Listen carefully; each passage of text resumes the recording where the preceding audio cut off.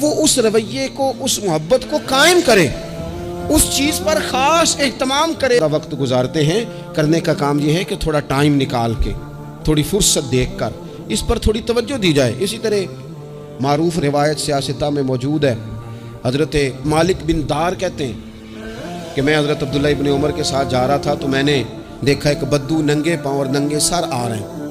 حضرت عبداللہ ابن عمر نے فٹافٹ انہیں اپنی سواری بھی دے دی، سیاستہ سے حدیث عرض کر رہا ہوں، سواری بھی دے دی اور پگڑی بھی دے دی۔ فرماتے میں نے عرض کی حضرت عبداللہ ابن عمر سے کہ حضور یہ بدو ہیں، یہ تو تھوڑے سے نذرانے پہ بھی خوش ہو جاتے، آپ کوئی عام معمولی سا تحفہ بھی دیتے تو راضی ہو جاتے، اور آپ نے پگڑی بھی دے دی۔ اور کیونکہ اصلاں نال جے نیکی کریے تو نسلاں تاک نہیں بھول دے، محبتوں کو قائم رکھنا، ان کو دوام دینا۔ ہمارا تو چچا کے ساتھ سلوک نہیں رہتا، توجہ نہیں رہتی۔ ہم نے اصالِ ثواب کا جو مفہوم بنا لیا ہے وہ بڑا گڑبڑ ہے۔ اگر تو کسی کے پاس بہت زیادہ پیسے ہوتے ہیں تو وہ اصالِ ثواب کی محفل ویسے ہی ایک سیاسی اجتماع بن جاتی ہے، اور جو عام لوگ ہیں ان کا زور کہیں نہیں چلتا، تو چلو مسجد میں تو چلتا ہی ہے نا، وہ آ کے کہتے ہیں مولوی صاحب کو کہ بچے بھیج دیں اور پورا قرآن پاک پڑھانا ہے ہم نے۔ بھئی نبی پاک علیہ السلام نے تو فرمایا جتنی دیر دل جمے اتنی دیر پڑھو، آپ نے کیوں پابند کیا پورا پڑھنے کا؟ اور پھر اللہ تبارک و تعالیٰ اگر معاف فرمانے پہ آئے، وہ تو پتر بسم اللہ بھی پڑھے تو اللہ باپ کو معاف فرما دیتا ہے۔ شرط یہ ہے کہ خلوص ہو، وہاں تو معیار دیکھا جاتا ہے، مقدار تھوڑی دیکھی جائے گی۔ تو اصالِ ثواب تو یہ ہے کہ آپ ضرورت دیکھیں کس چیز کی ہے۔ ہمارے ہاں منوں کے حساب سے کھانے پک جاتے ہیں، بڑی بڑی لمبی دعوتیں ہوتی ہیں، بڑا کچھ ہوتا ہے، لیکن جو ضرورت ہوتی ہے، ضرورت کو ہم نہیں دیکھتے۔ اگر آپ کوئی اور کام ضرورت کا کرا دے نا، کروڑوں روپیہ آپ نے لگا دیا ختمات پہ اور فلاں پہ، اور جس قبرستان میں آپ نے والد کو دفن کیا اس میں تو غریبوں کے لیے مزید جگہ ہی نہیں دفن کرنے کی، تو یہ اچھا اصالِ ثواب نہیں تھا کہ قبرستان کی جگہ بڑھائی جاتی؟ یہ اچھا اصالِ ثواب نہیں تھا کہ مسجد کا ماحول دیکھا جاتا، علاقے کے غرباء پر نظر کی جاتی؟ وہ لوگ جو بیچارے قرض کے نیچے آ کے پوری طرح دب گئے ہیں، نفسیاتی مریض ہو گئے، ان غریبوں کو دیکھا جاتا، یہ اصالِ ثواب نہیں تھا؟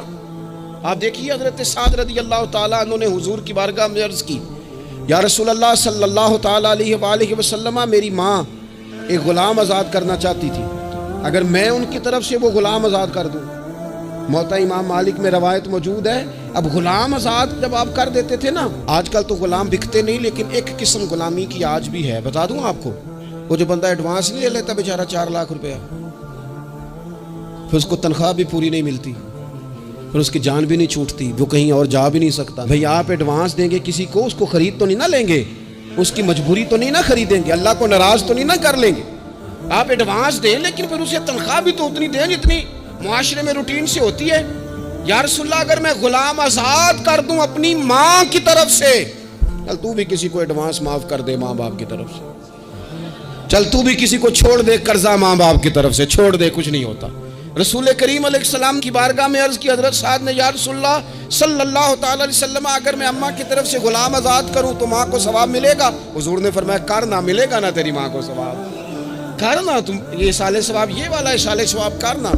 حضرت سعد رضی اللہ تعالیٰ عنہ نے ایک مقام پر یہ بھی عرض کیا تھا، ابو داؤد شریف میں موجود ہے کہ یا رسول اللہ صلی اللہ تعالیٰ علیہ وسلم، میری ماں کا انتقال ہو گیا، ان کی طرف سے کچھ کرنا چاہتا ہوں، کیا کروں؟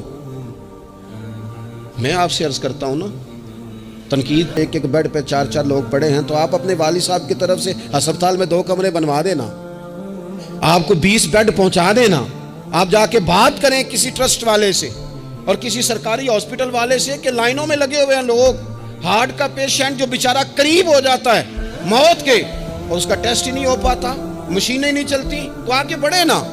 کیا یہ کام نہیں ہے دور بیٹھ کر تنقید کر دینا اور تھوڑی دیر تبصروں کا مزہ لے کے چپ کر دینا؟ یہ تو کوئی بھی کر لے گا، لیکن عملی اقدام کس نے کرنا ہے؟ حضرت سعد نے عرض کی حضور اماں چلی گئی ہے، ان کے لیے کیا کروں؟ تو شارحین حدیث کہتے ہیں شاید میٹھے پانی کے کنووں کی بعض جگہوں پہ کمی تھی، کریم نے فرمایا پانی کا اصالِ ثواب کر۔ حضرت سعد نے اماں کی طرف سے پورا کنواں کھدوایا اور حضور نے نام رکھا، فرمایا یہ سعد کی ماں کے نام کا کنواں ہے، تو کر دیں اماں جی کے نام پر کوئی خیر کا کام۔ اگر اور کچھ نہ ہو سکے تو اگر گلی ہم نے تنگ کر دیا نا تو ابا جی کی طرف سے وہ کشادہ کر دیں، اس کا بھی ثواب ہوگا انشاءاللہ۔ 4 فٹ جگہ چھوڑ دیں تاکہ لوگوں کو آنے جانے میں آسانی ہو. جہاں جہاں آپ لوگوں کے لیے خیر کریں گے اس پہ اللہ اجر. میں بھی جاتا ہوں اور میں آپ کو پہلے بھی کہہ چکا ہوں، میں داتا صاحب رحمۃ اللہ علیہ کبھی بھی اس طرح نہیں گیا کہ میں جلسے پہ گیا ہوں، محفل پہ گیا ہوں، کسی کام گیا ہوں تو حاضری دے لوں. میں سمجھتا ہوں یہ ٹھیک نہیں ہے. میں تو داتا صاحب اسپیشل جاتا ہوں. میں تو حضرت بابا صاحب بھی جب جاتا ہوں تو اسپیشل جاتا ہوں، اور میں جاتا بھی ہوں تو بات ہے. لیکن آپ کو ایک بات عرض کروں، یہ اللہ والوں کے مزارات ہیں، ان پر ضرور جانا چاہیے. لیکن ایک بات یاد رکھنا، ہر بیٹے کے لیے اس کے باپ کی قبر مزار ہے، ہر بیٹے کے لیے اس کی ماں کی قبر مزار ہے. اس پر بھی حاضری دو. حاضری کا مزاج بناؤ.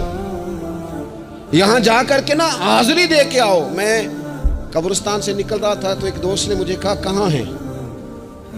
میں نے کہا میں اپنے والد صاحب کی قبر پہ حاضری دے کے آ رہا ہوں. کہنے لگے ان کا مزار کہاں ہے؟ میں نے کہا وہ آپ کے لیے تو کوئی روایتی مزار نہیں ہے، وہ میرے لیے مزار ہے، کیونکہ میرے والد ہیں نا، وہ راضی ہوں گے تو رب راضی ہوگا.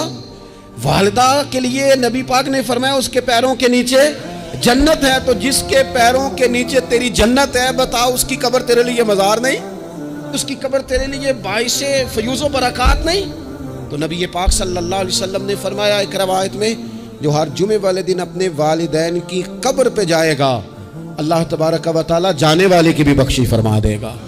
تھوڑا سا نا مخصوص سا ٹائم نکالیں، کچھ تھوڑا سا ارادہ کریں، حاضری کا پروگرام بنائیں.